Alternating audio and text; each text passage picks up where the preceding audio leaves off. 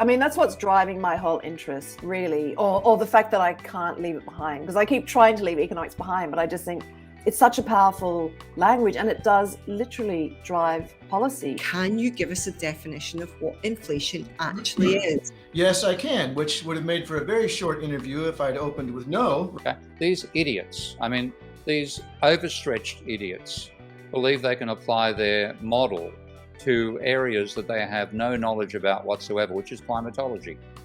But the reality is that growth has had its chance and it hasn't delivered for enough people. It's not as if when Scotland's economy was growing prior to COVID, that lifted, enabled enough people to come out of poverty, that it delivered quality jobs for people, that it helped communities feel in control of their lives. As far as the UK government is concerned, no, it has never repaid, not since the 18th century anyway, the whole of the UK's national debt. Currency issuers in their own currency don't, in a meaningful sense, have debt at all. There's no other developed country, sophisticated economy has ever tried to use somebody else's currency.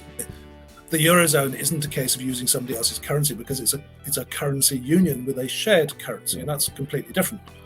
To the extent that an independent Scotland would have its own currency, that would be a positive, right? The status of Scotland right now is the equivalent of a district or a municipality transitioning to an independent Scotland without acquiring full monetary sovereignty and the capacity to issue a national currency is not true economic independence.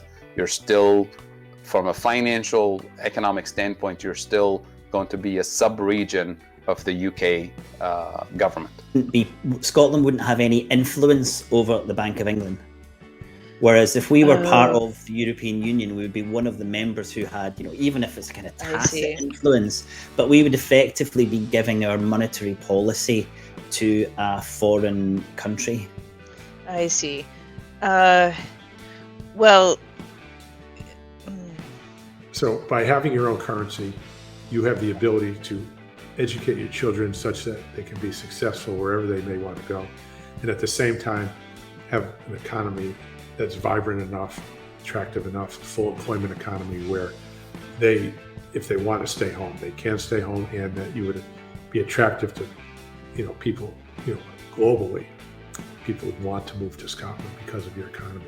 So you can only do that with, independent Scotland with your own currency. You cannot do that as a province of the UK. Oh, a brilliant question. I mean, that's a really profound question.